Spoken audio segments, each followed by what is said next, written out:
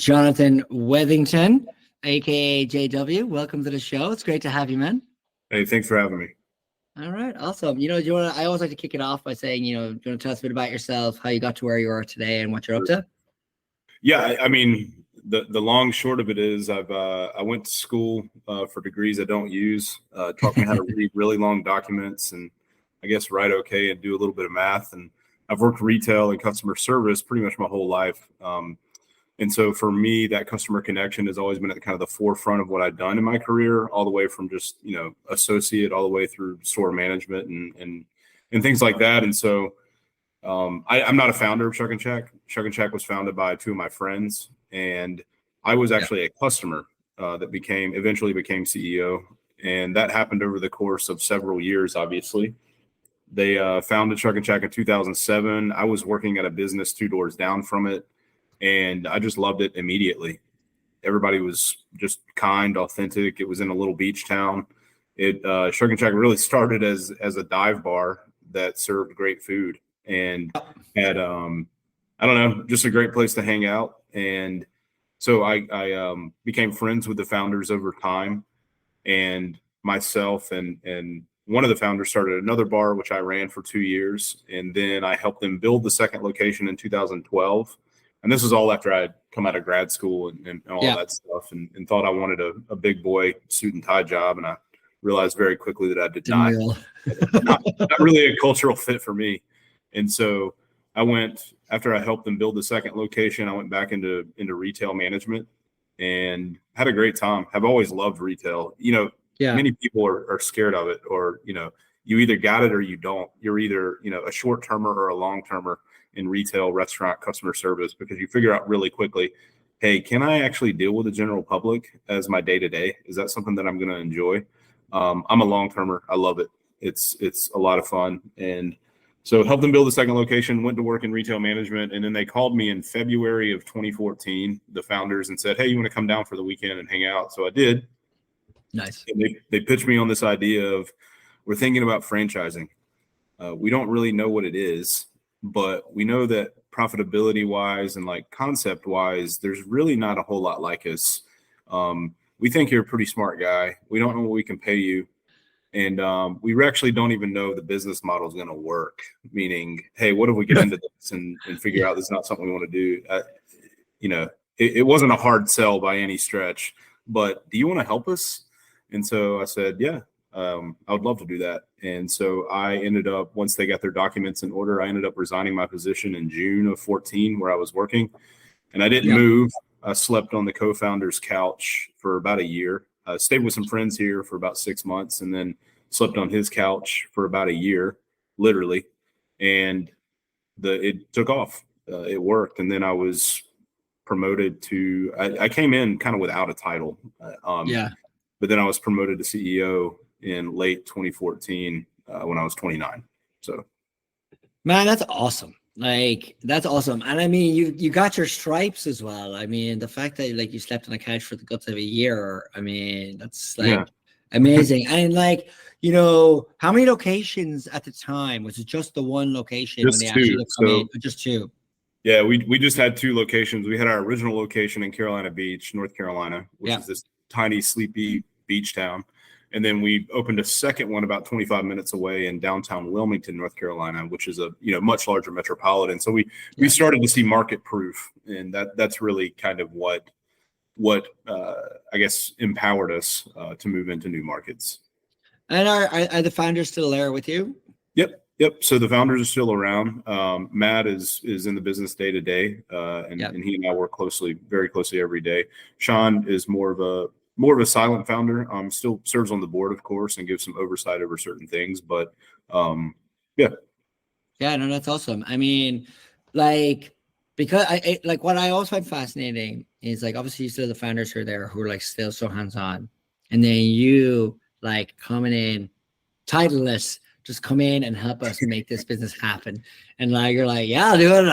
But I'm gonna live on your couch for a year, and we're gonna make this happen, blood, sweat, tears. I guess does that kind of energy and culture rubs off on everyone who works in there? I'd say there's a pretty strong ethic in that organization. No question. Hearing that story. Yeah, no question. I think a big part of it is that the three of us, the two founders and myself, we consider ourselves generalists. And Yep. so, you know, we actually, the two founders had no restaurant experience when they opened the first one. They just wanted to open a cool place where people would hang out. And I think whether it's naivety or just a change in culture, we just want to do what we want to do. And we hire people based upon personality. We actually don't hire people a lot based upon experience. I mean, experience is great, but culturally speaking, I think you build great organizations when you hire based upon personality. And you don't necessarily let experts entirely be experts. You certainly, there's that element to it. And you don't take this approach of, you know, just cut them loose and let them do their thing. But you should be talking about vision. You should be talking about culture. You should actually, you don't even have to talk about culture. If you have the right culture internally, that culture is the sum of parts of the sum of internal parts. And some of those things you cannot control. And so as long as you're dictating that, as long as you're a pleasant person, you know, you get up every day and go to work, you're motivating, you're funny, you do things that make people want to work with you and work for you, everything else flushes out. It's not really, yeah. It's interesting because you like number one thing is like hiring like personality. So like, you know what they say, it's like it's hard to describe, but you know it when you see it. You know, when you see it. Mm-hmm. Like when you're like, okay, you guys are at, what was the number of locations again? I have 18 locations and then 18. Yeah. Okay, so 18 locations. So you're talking about a couple hundred people here now. So yeah, I mean, we've got almost 600 employees wide. So yeah. So a couple hundred, like almost 600 employees. So this is interesting because it's like, you know, how do you do you guys like document what are the cultural norms that you're looking for in people? Or is it like the guys you've hired to run the restaurants, you trust them to go, that guy is like fucking rock star. So like, we got to hire this person now. Like, and their judgment on what makes that sort of rock star, so to speak, is the person that comes into the org then. Like, how do you, because I mean, you've grown so much. I mean, 600 people, it's just so many people. Yeah, there's an imparting of knowledge that happens there. And we are franchised. And so it makes it a little bit more challenging because us as a franchisor, when we bring on franchisees, a lot of the times we treat it like hiring them because the questions that we're asking them as a part of the onboarding process prior to them becoming a franchisee are very similar to the questions that I ask in an interview. And so, and by the way, I don't ask bullshit interview questions. I actually want to get to know the person. Like, like when I ask you what your weakness is, please, for fuck's sake, don't turn it into a strength. Like, tell me what you're not good at. I'll tell you what I'm not good at. Like, and I want you to tell me what you're not good at so that I know from the get-go, hey, such and such is just doesn't have a strength here. This could be a potential hole, or this is somewhere that we need to coach, or this is somewhere that we need to develop, or whatever it is. But we're asking all of these things because we really want to get to know the person. So when we do that to a franchisee, when then they go to hire, you know, a general manager, they're looking for some of those same things. So we don't necessarily dictate these cultural norms that happen in our restaurants. We are very, very hands-on. We are extremely people-driven. And I think that one of the things that makes us different than many other restaurant brands, many other brands, period, is the authentic nature of what we do, which is to say, we don't have spiels in our restaurants. We don't have scripts. We don't ask our servers to follow 9 different points. We don't ask them to tell about specials. We don't ask them to do certain things. Did you do your 5 steps of service? Like, we don't ask for any of that. Yeah. What we're asking for you is for you to be a pleasant human being to the people walking in the door, and everything's going to work out okay. And so whenever we hire people, we bring on franchisees, they bring on general managers, there's this culture that surfaces, which is to say, if you are good enough to work here, that means you're a good person. You want to be yourself. You want to treat others well, and you like what you're doing. It's pretty simple. And if you don't, you're going to be a great employee at another business. It's just not a great fit here. It's interesting you say that because, you know, one of the things I hear again and again and again, and it's interesting in a good way, rather, I should say, is that like service can be taught. Like, so you can teach someone how to use the register, but can you teach somebody to care? Can you teach somebody to smile? Right. There's a bit of trash in the corner that needs to be bussed, but that's not your job to bus it. Would you bus it anyway? Like, of course, you know? we lose this benefit of the doubt when we hire people, meaning, you know, I'm 39. I've eaten at thousands of restaurants in my life, thousands. Even if I didn't have restaurant industry experience at all, I actually think I would know how to wait a table. Like, I've been through that mechanical process so many times. Would I know how to use their point of sale system? Probably not. Would I know, you know, where to get forks and knives and those things? I mean, I could probably figure it out. So mechanically speaking, we're talking about, I'm not denigrating the job by saying it's not difficult. I'm saying it's very teachable. So the mechanical parts of the job are very teachable. What matters is the personality that shows up at the table. That's quite literally all that matters. Yeah. And so whenever we're hiring people and bringing them on, you're exactly right. Those mechanics of the job, the operational components of the job can be taught. This is where you do this. This is how you do this. Yeah. This is how you refill the ice machine. This is where you take the trash. You know, this is what happens when you set up a table. It's the other side of it that's hard. We are, of course, as a part of our general training, we're teaching a lot of those mechanics. But if you were to come to one of our new store opening training, what we're talking about far and away more than anything else is personality. We're asking people to read the table. And I'm specifically referring to servers and bartenders in this and saying, look, if two guys walk in on a Sunday at 12:30 during football season, they're wearing jerseys and they come and belly up to the bar, they don't care about the fish special. They don't care, nor should you mention it. What should you say? Like, we're asking them for active participation. What should you say? You should go up to them and say, what are we drinking, guys? Yeah. And that should be your first interaction with them. And so we're asking people to read the table. We're asking them to read the bar. We're asking them to read other people. And that is exceptionally difficult. Some people don't have it. Some people don't have it. I believe it's an innate characteristic in many people, and some people don't have it. I think it can be learned over time, but it all depends on the person. But that's interesting as well that you say, because that helps you understand who the people you're hiring anyway, like in the sense that you want the people who've got it innately versus not. So like, when you think about like the people that you do hire, do you have to go through an enormous sort of hiring and first 90 days kind of program to like get a large enough amount of people to like come work, that you would filter through those over the first 90 days to be like the ones that are going to stay versus they're not? Like, because it seems to be, like your standards for personality are very high. Yeah, I think our standards for authenticity are very high. Or for authenticity, right? Yeah. And so bringing people in, like when we're doing a new location opening, we overhire. We overhire by about 30%, because we'll lose people at orientation night. When we come in and say, hey, there's no script to follow, you're going to lose some people because they're like, no. I need a script. I need 5 steps of service. I need 10 things that I can check box. Like, I need that. And there's nothing wrong with that, by the way. I think many restaurant brands have been exceptionally successful in doing exactly that, because they can normalize the experience so that when you walk into ABC brand in Omaha and you walk into ABC brand in Boston, they're exactly the same. You know exactly what to expect. We take a little bit different approach.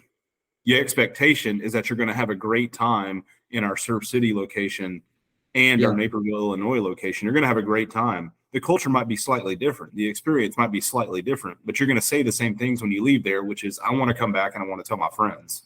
Yeah. And so we lose people, you know, right after orientation. You lose people just generally. I mean, sometimes employees just don't get along.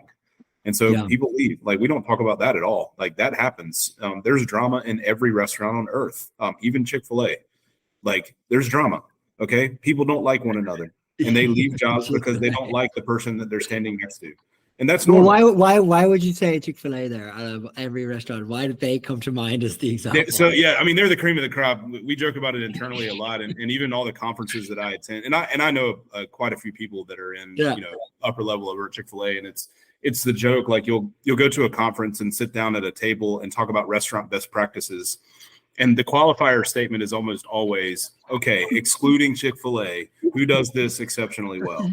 Like, because everyone's first answer is like, okay, consistency of experience. Okay, excluding Chick-fil-A, who does this really well, right? So, no, But it sounds to me, you know, like, it's okay to be rough around the edges because that is authentic in and of itself. And so you've gotten to 600 people, which is an extraordinary achievement, no matter what way you look at it. And so your culture has scales. You know what I mean? Like that, no like, and the authenticity you're kind of living and breathing it. And I guess like, are you able to track like, the amount of people that come back twice in a month or like twice in a year? Like, do you track like sort of the returning customers, so to speak, or, the loyalty of customers? We have some ability to do that. Believe it or not, Yeah. we don't have a loyalty program. We don't have online ordering. We You don't do no, online. no, we do no delivery whatsoever. Interesting. You're and so bucking the like, trend, man. I know, and that's the point. It's that, look, we believe that our experience, our food and our beverage is so good that you're going to get your ass up off the couch and you're going to come into our restaurants. And we've been very successful at it. Like even during COVID, we didn't do online ordering. We didn't do delivery. We said, hey, I know that during COVID, for me to spend more than 12 hours in the house was painful. And so we felt like we doubled down on curbside, which is to say, hey, pick up the phone. That those 7 numbers right there, like pick up the phone and dial them and call us, and a person will answer. This is incredibly unique. A person will answer and take your order over the phone and tell you how long it will be. And you can get in your car and drive 10 minutes to your nearest Shuckin Shack. Who knew? We'll put you at the curb and we'll smile. It's crazy. We'll smile and we'll say, can't wait to see you again, if we actually feel that way. Yeah. So I don't know. I'm so bullish on people and interactions and really authentic connections to people, that not that I don't believe in those things. I order DoorDash. I do Grubhub. I do all of that stuff. And I love technology and I love places that have online ordering, but if it's not in sync with your culture and it doesn't make sense for your your customer in-store experience, then why implement it for the sake of implementation? Be yourself. Yeah, it's interesting you say that. I had the CEO of East Coast Subs on, and they were like, he was saying like, we're kind of like, we like to be second to market for like technology innovations. Like we want to see how so they were very late to delivery, like, and to online. And he was like, the sub, the whole point of the sub is like the heat, and you open it and it's like the wafting of the smell, Right. And he's like, we kind of give DoorDash and Uber Eats and all these things like a pass because we accept the food is kind of like not as good. Like it's a bit like, it's like, do you know what I mean? Like, so nobody. No, I know. It's the same with seafood. But the quality, the experience of each time. And you were saying to me that like 2024 is like a huge year for them to like, if you come into the store, that how do we elevate that experience for you so much that you're willing to sit in here? Like how much better can the sub be in the store versus 20 minutes, half an hour on an Uber Eats and a guy in a moped? You know what I mean? I think he was like, the wafting of the steam when you unwrap it. And I think a lot about that, like, and that really, it was just reminding me very much of like sort of your philosophy here, which is like the in-store experience. It's like, what are you coming for? It's like, you're coming for the culture, you're coming for the beers, you're coming for a great time, you're coming for the seafood, and it's all that.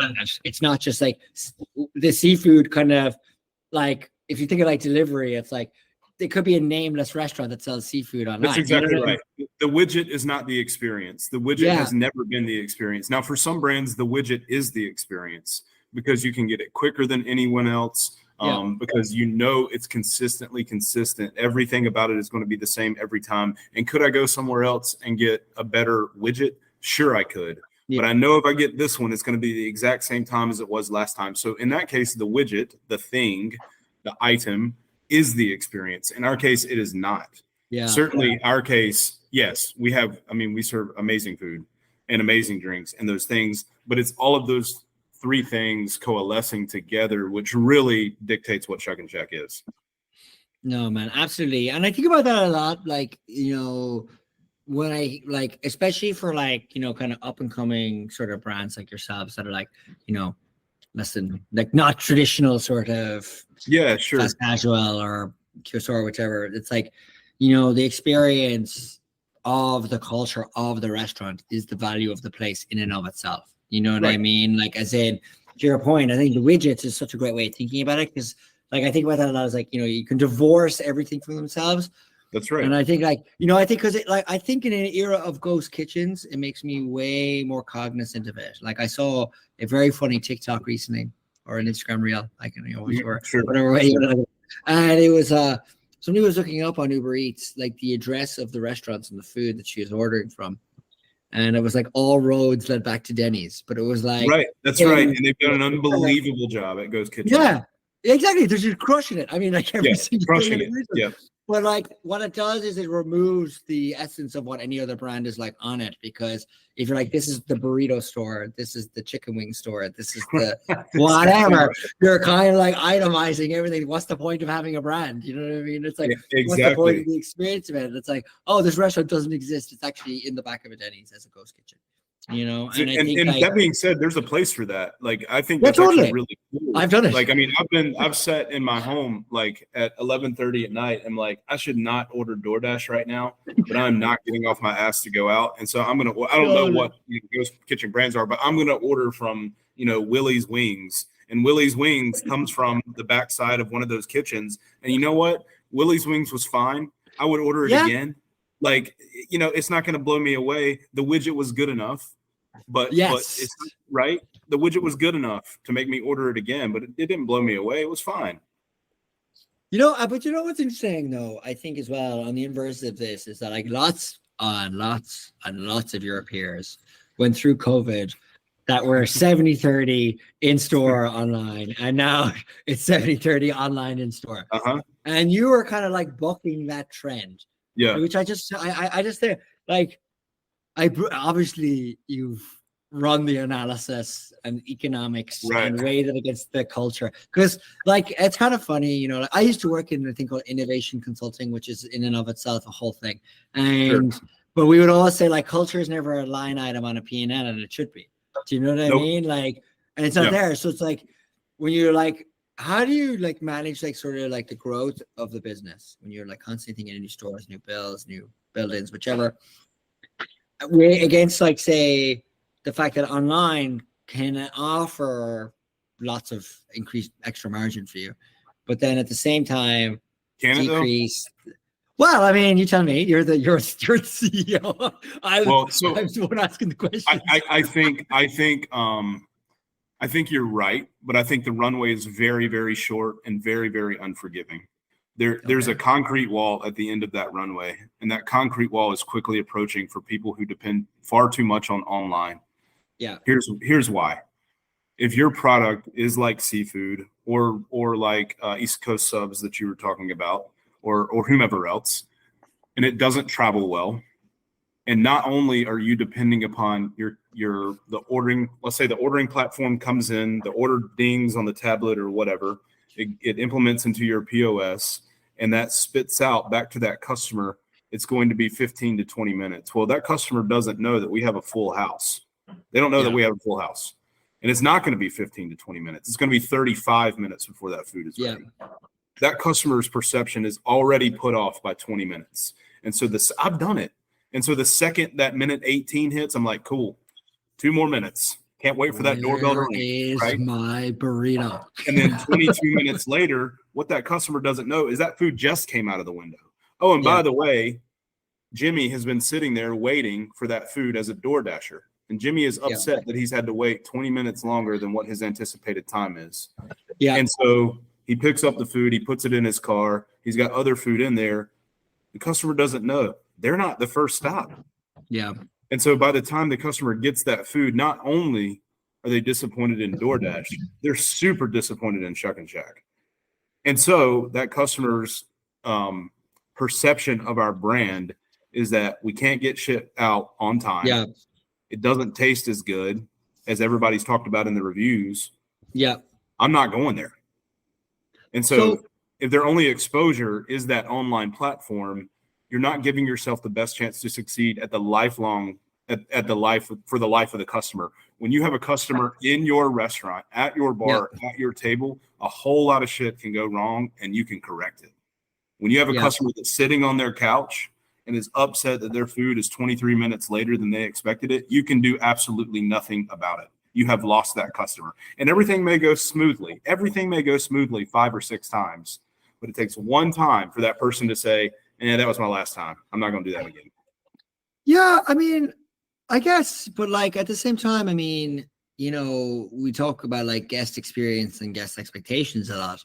And like they've certainly evolved since COVID. I mean, like It's interesting because I love how adamant you are about the cultural side of maintaining the culture Right. of authenticity and the culture of the experience, which is like this is a dine-in experience, Right. and you scaled like franchises doing this without doing online, which is like kind of like unbelievable. Like if I think about it, like I mean, like it's like everyone's doing it. But I think one of the things you said to me about like at the like you said about the online, Sure. which is like you're not in control of the platform and there's platform risk there. Right. And I don't think restaurants have realized this just yet in a way that say e-commerce vendors and Shopify have absolutely noticed, or like Sure. advertisers on Facebook, which is like platform risk is they can increase their price tomorrow.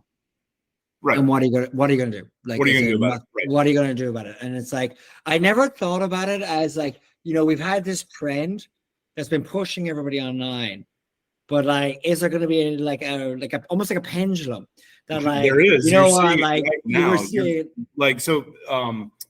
Brett Schulman, who founder of Zoe's Kitchen, CEO of Cava, brilliant guy. He was in an article. It was at the first of the year, and I read, and I was like, yes, you fucking get it.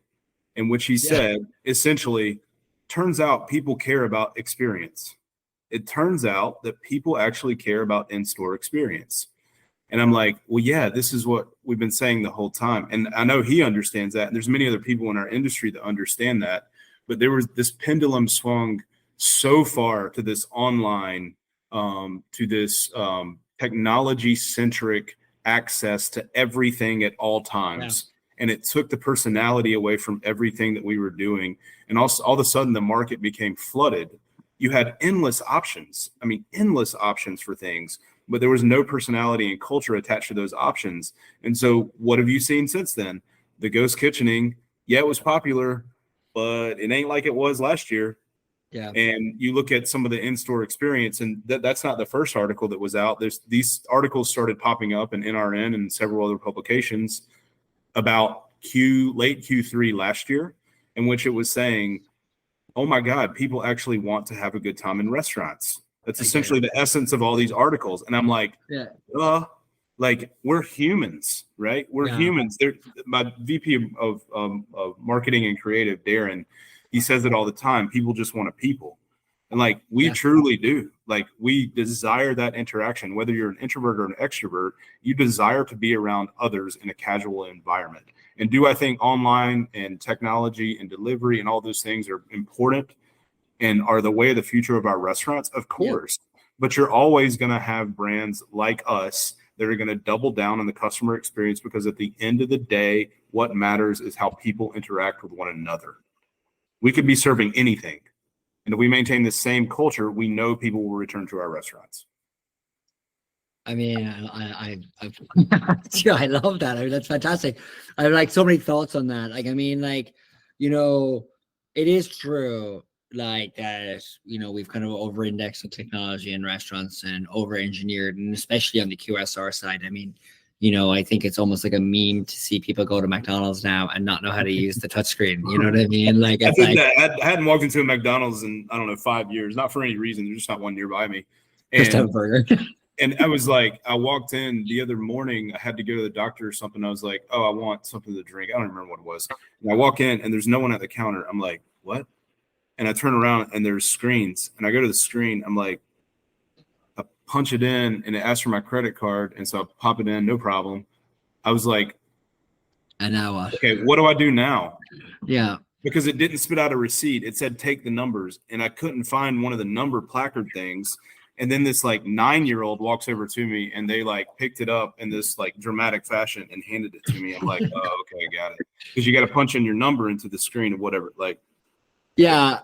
I mean, it's like over-engineering the experience for technology because technology exists. But like, you have been able to benefit from, say, curbside. So obviously you've evolved did you have to do any structural changes to any of the restaurants to make curbside more effective? Or did you have like large car parks that could make it happen? Or so at most of them, we had, pretty good parking lots, pretty good areas to do that. I mean, we were pretty unapologetic over it, honestly. Like even in our stores that don't have out front parking, we were like, hey, if you call the store when you're like 1 minute away and describe your car, we'll literally run out the front door and stop traffic and give you the food. Yeah. Pretty That's unapologetic. I mean, authentic. if a person's going to put in the effort to come to one of our restaurants and then try to make that decision, oh God, there's no place up front, out front for me to pull up. Like, we're going to do whatever we can to make sure they get what they want. But as far as structural changes, not a whole lot. I mean, early COVID, when no one knew what was going on, let's say like March 17th to like May 1st. Yeah, we set up, like food tables, prep areas, like kind of towards the front door where we could hold things. We had several places like bring in warming cabinets and things like that. It varied by restaurant. Not all locations was the same. No, I think that's fair. I mean, because it's always interesting, to me to hear, like, I totally understand, like, with the online ordering aspect of things, that it's like, not very, like, I mean, it's each their own on that. But obviously, there's been advances in the way, like, the restaurants are even designed, and I feel like, no question. I hear there's like an over-indexing of like technology across the board. It can be done to work well. Like, somebody was telling me about, I think it was like a Shake Shack concept or something that would be like kiosks. Oh no, it wasn't. It was what was the name? Like I'll put the name in the notes after this. But like she's telling me that basically like they had like a pizza factory kind of place that they were building. It's not actually the brand Pizza Factory, but it was like a pizza thing. It was like a robot that would make the pizza. Yes. And you would go in and you could see the robot make the pizza. And then there were only hosts and kiosks. So you would go and self-serve yourself at a kiosk to order your pizza that was made by a robot. But there were people to guide you, and they were like, well, we think this is the right way to do whatever that is, because at least you'll figure out how to use the iPad thing. Like, I think about this stuff a lot. It's like, I get it in one sense because it's like data. But then I'm like, if you think about data for your restaurant, it's like, what are you learning about this? Like, help me, like, itemize the data for me that is actually turning into results. Like, I'll tell you what I had on last week, Kenny Hom, who's the CEO of Slapfish in California. Oh, another fish business. There you go. So I knew, and so Andrew, the founder, I knew him not that well, but I've chatted a few times. Yeah. Yeah, and he was on, and he was one of the most articulate people I've had on to discuss like using data to actually understand how to run your business. He was actually talking to me about a loyalty program, and he was talking about how like they were able to like see, like, they had people who were coming like say 4 times, like 2 times a year, 4 times a year to 2 times a month. Right. By like using a loyalty program that actually made sense, and like that was actually fair for people. And Slapfish is QSR. I've eaten at a Slapfish in LA. Yeah. They do a great job. Like I said, if it's brand appropriate, I think you should double down on it. Only if you can do it extremely well. Yeah. Because the technology centered thing is, I don't know, if you can do it exceptionally well and it improves upon your guest delivery or your guest experience, you should absolutely do that. But if you can't do it exceptionally well, then like focus on the basics first.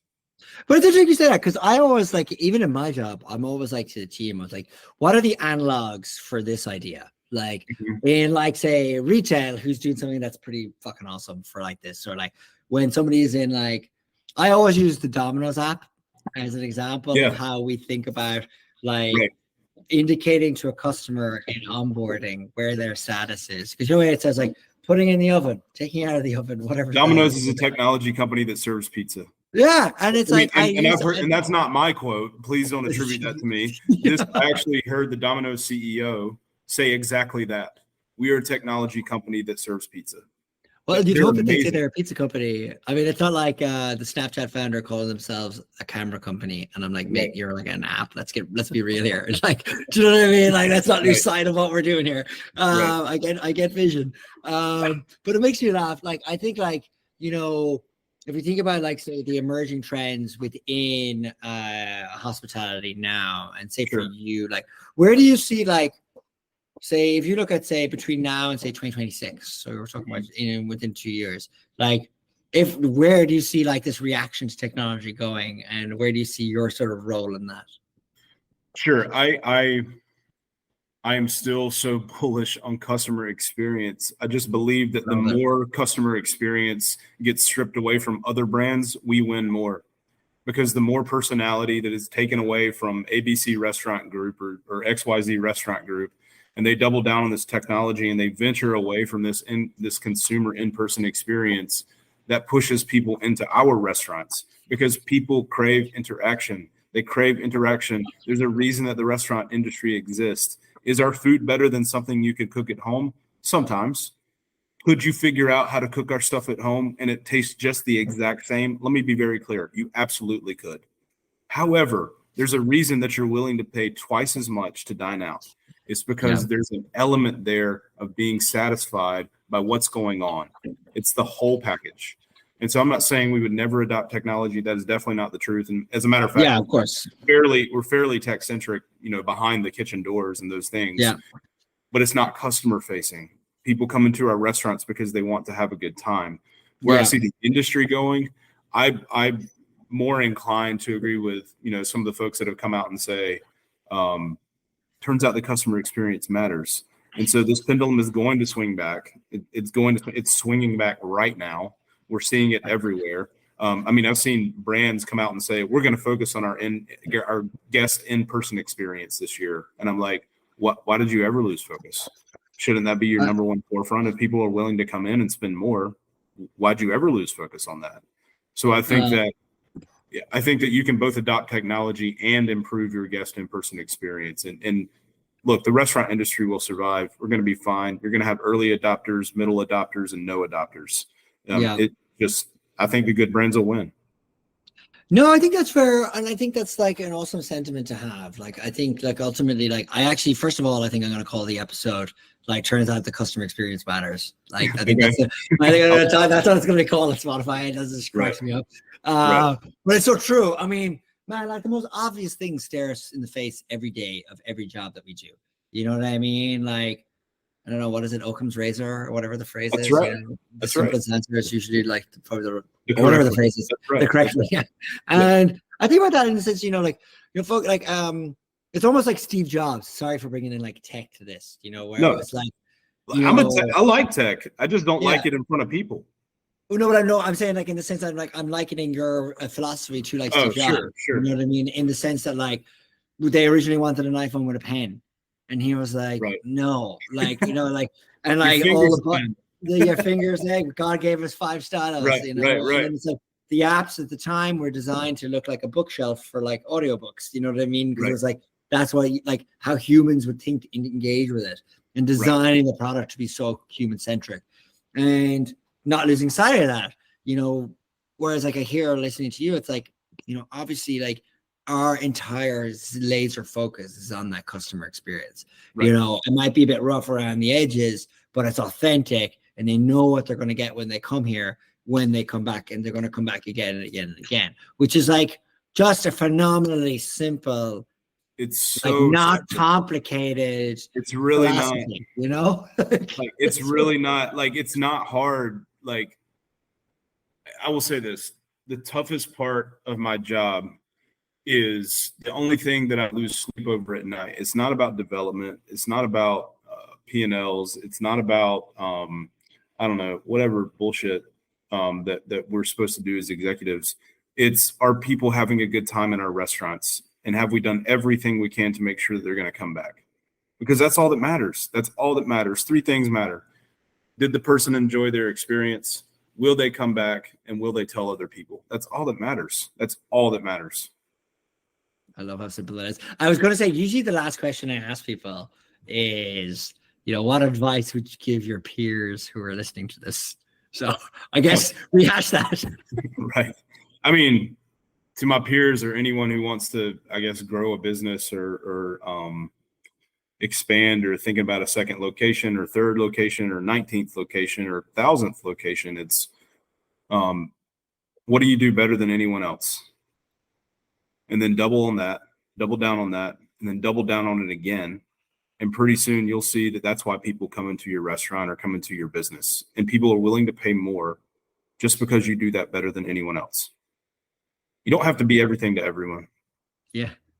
And I love that. And I love the fact that it's coming from you, a self-proclaimed generalist, along with 2 founders who are generalists, which should also feel like, you know, I actually tell my team this the whole time. Like I said, one of my kids was like, not one of my kids, one of the young people that work for me was like, Sure. oh, I don't know how to do a LinkedIn ad. And I was like, man, like honestly, like just go on LinkedIn or go on YouTube. Like, I mean, somebody's made this, like we will make God, yeah. 1 is better than 0. Just like, let's get it done and let's move on to the next thing and we'll get better every week. And it's like, that's the philosophy of the team now. It's like, I don't care be that you don't know. surprised. Right? I don't know either. You would be surprised. I could probably open my Wikipedia app on my phone right now, and there would probably be 71 tabs open for shit I don't know how to do. Oh man, totally. I'm like, you know, genius steals. Isn't that what they say? You know, Right.